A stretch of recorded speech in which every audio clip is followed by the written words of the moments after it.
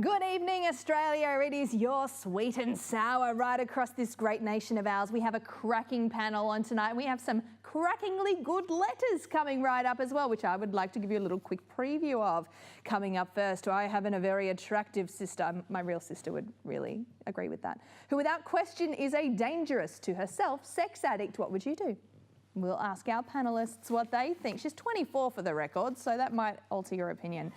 Letter number two tonight, 27 and moving back home with the folks. Is this person a loser or is it a fair game? We'll see what our panel thinks of that as well. And last but certainly not least, what do you do when your teenage daughter is a bully? Is she the bullier or is she the bullied?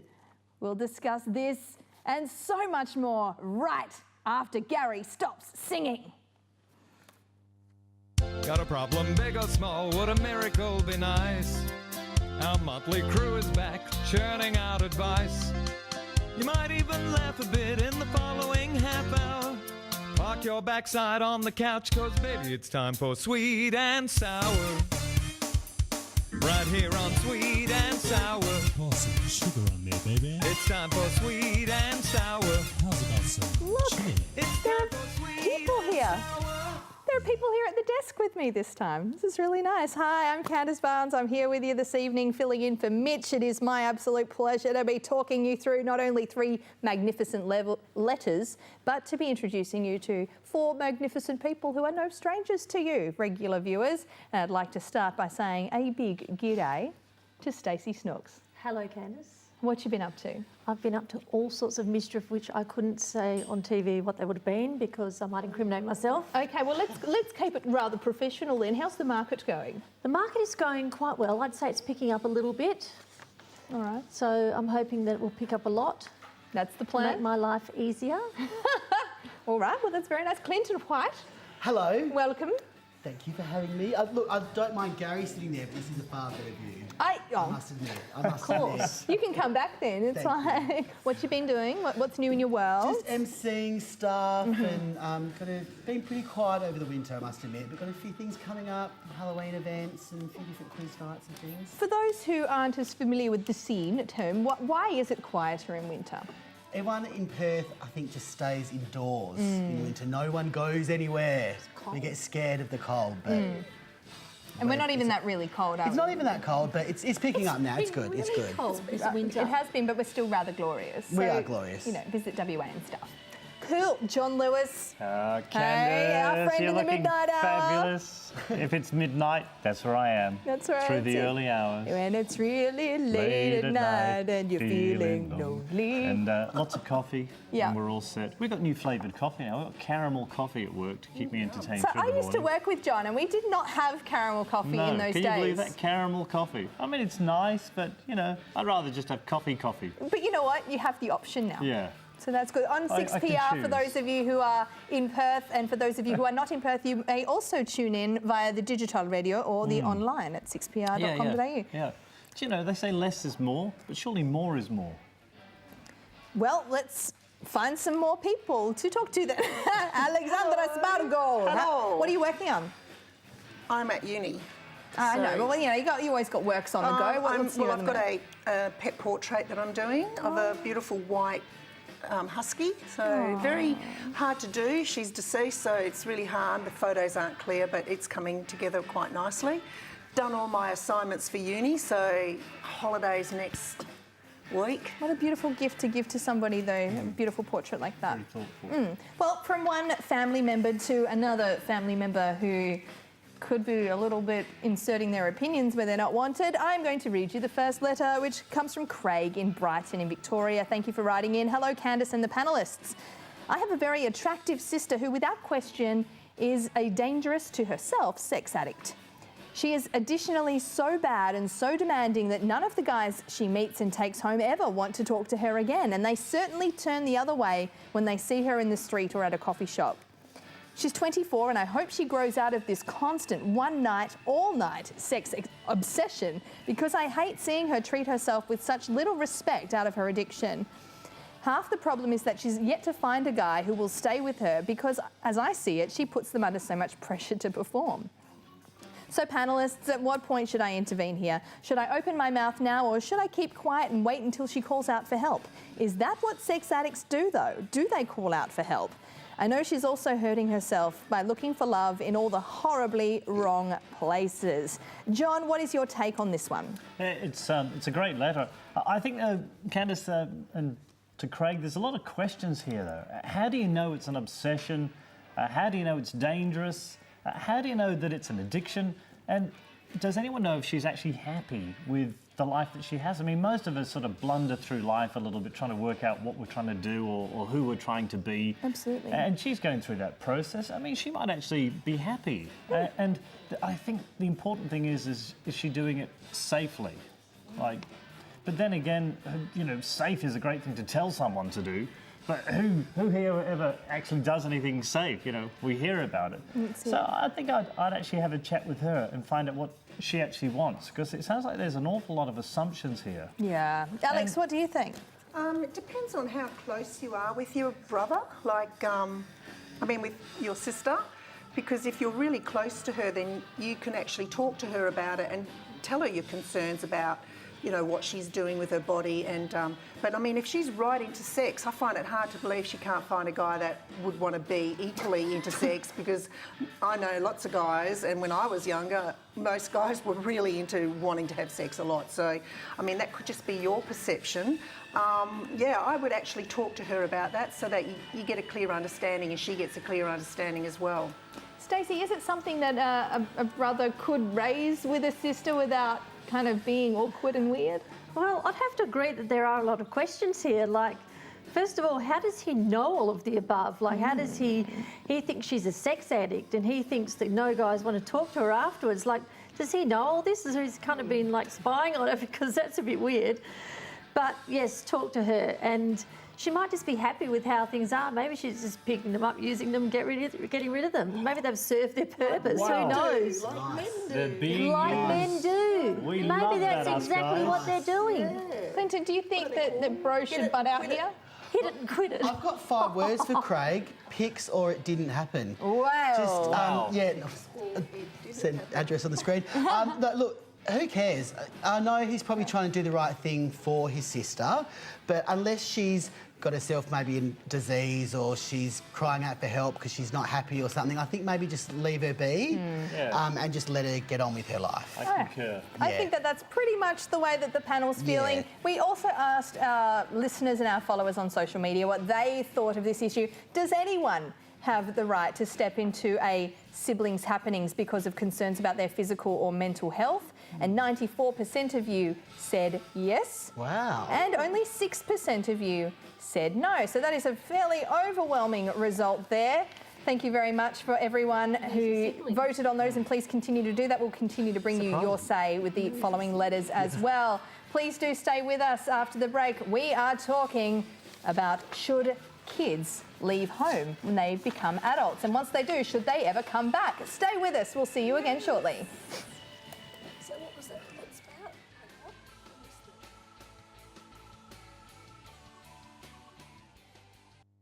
It's time for Sweet and Sour. Right here on Sweet and Sour. Pour some sugar on there, baby. Well, I don't know about you, but we got a lot done during those few minutes there. So welcome back. Thank you for joining us again. If you would like to join us on the interwebs, on the Book of Faces, for example, or on the Instagram or the Snapchat, or all of those places where the cool kids live, you can do so with the instructions on your screen currently. We are on, as I said, Facebook, Twitter, Instagram, and Snapchat for the millennials among us. And if you'd like to join us on the World Wide Web, you can find us at sweetandsour.net.au. You will find past episodes, you'll find all sorts of goodies there. We encourage you to join us. Thank you and please. Moving on to our next letter. Home alone? ? This comes from Cabe in Ferndale in WA, not too far from where we are. Dear panel, I'm 27 and moving back in with mum and dad. Everyone, it seems, has a problem with that. To move back in with the parents is apparently a big no-no, and so I'm being constantly teased by all my workmates and friends. Apparently we all have a great need to have our own spaces and places. Well, I simply can't afford a place of my own anymore because the economy is crap. but it's got me thinking about real values. Our materialistic Western society has us doing what no group of humans did throughout our evolution. Moving out on our own is not natural. Family groups keep together and codepend on one another. But we are driven to be economic individuals, our own places, our own everything. It makes us lonely. It makes us poor. It makes us abandon our elderly. It leads to the loneliness of so many generations and, like me, places people in economic hardship where none need be. Now that we're in an economic downturn, maybe we'll begin to start understanding our basic human requirements rather than focus on being economically driven and accepting misplaced materialistic drives. I'm looking forward to moving home again, and so are my folks. So really, is there any valid reasons why I shouldn't move back in with my folks? Is it really the soft option, as most of my mates are saying? I know that there are some strong opinions on the panel here, so I'd like to begin with Stacey. I don't think there's anything wrong whatsoever with you moving home. If you want to do it, and your parents will be thrilled. Your mum will be so happy, your dad will be as well. And if you want to move home, move home. Don't worry about what your friends say. They're probably living in some hovel and they'll be jealous as anything. You get nice home-cooked meals, have a great place to live, and they'll be in some hideous hovel having horrible meals, and you'll be living it up. I think that's do it. Pretty Don't nice worry what your advice. stupid friends say. They're just jealous. Clinton, Aggressive. if he does move home, should he be pulling his weight? He has to pull his weight. That's what I was going to say. We just need to establish the ground rules, I think. There is absolutely no drama at all with you moving home, mate. I'm all for it. Just get the ground rules sorted in terms of what's everyone paying, what the meal situation... The expectations of privacy. The sock on the door, maybe when there's a other person in the bedroom. If mum and dad are getting it off. Yeah, if they are, good on them. But establish the ground rules early on so everyone's clear, and I have no dramas with it. It's actually a good thing. It's company for everyone as well. He doesn't say how old he is. If his parents are maybe elderly. He's 27. He's 27. His parents might be, coming to the, a bit of elderly or something. Might be company for them. No problems with it at all. Don't listen to your mates, like you said, Stace. Just boo to your mates, yay to you. Boo-hoo. Very nice. Now, John, I understand that you, of course, have opinions yourself, but you asked some of our very esteemed 6PR friends. I did, yeah. What did they say? Yeah, I took it to the people, and they're with me. I love it. I think it's a great idea. I think the key to it is that your folks, the parents of CABE, like the idea. So if your parents like the idea, and, as Stacey, as you pointed out, if the family are happy, come on home. And you're so right about the food and living at home and not living in a hovel, living with your family. When you have your roast dinner and they've got their whatever, Wheat Bix, there's going to be no comparison. And I love the point that you raised that is it natural for us to move out from home? I think commercial world pushes us out, and it doesn't hurt to come back and feel the love. But there are ways of being independent while still maintaining those close family relationships. Of course you can. Do you think he should be at home with a purpose, like with the goal eventually of moving on his own? I love that, yeah. And it seems like this is his focus. He wants to save money, earn some money, build up a nest egg. Yeah. I think Clinty is spot on. You've got to have the ground rules. Yeah. And then you move from there. But yeah, certainly have a purpose. But gee, being with your family, the older you get, the more you probably have time and love them and respect them. At 27, Alex, would you consider moving in with your parents? Well, I was 42 when I moved back in with my mother when I lost my job at Ansett. So I had to rent my house out. And my mother absolutely loved having me back home because it gave her someone there, and she would have my coffee ready for me in the morning, and then I'd go to work. I had a job as a receptionist somewhere. I'd come home from work and dinner would be on the table, and it was just great. But I contributed to the household bills and food, but she loved having me there, and I loved being there with her. I lived with her for about 8 months, and then it gave me fond memories later, because now she's no longer with me in this world. She's passed on, and it's a really great experience to be with your parents when you're older, because you really appreciate them a lot more. So just as long as you give her the respect, or parents your respect, by living in their house, under their roof, because they're under their roof, under their rules. So that's something to remember. Indeed. Asking our friends at home what they think. Is there a growing trend for kids to stay living at home for longer? 95% of you, yep, you're seeing that trend out there in the world, and only 5% of you are either living under rocks or really have no friends and are not seeing this happening. Wow. So thank you for your votes. Enjoy your 2-minute noodles for dinner. There's nothing wrong with that. We'll be back shortly with our third and final letter. We look forward to having your company. I have 2-minute noodles. I don't mind. Sweet and Sour, the show where you write us some letters and we criticise you.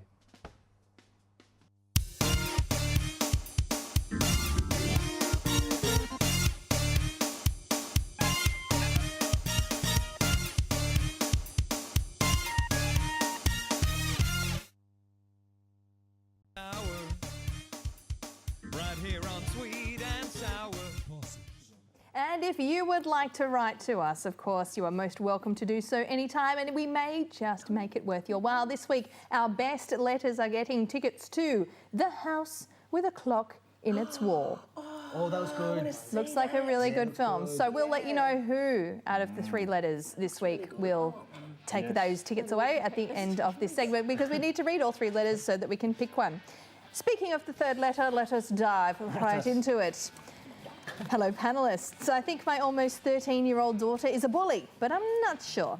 She comes home from school complaining about other girls bullying her, and then the following day tells me that she took my advice, ignored the action of those girls in the class, but made a point of telling them that's what she's doing.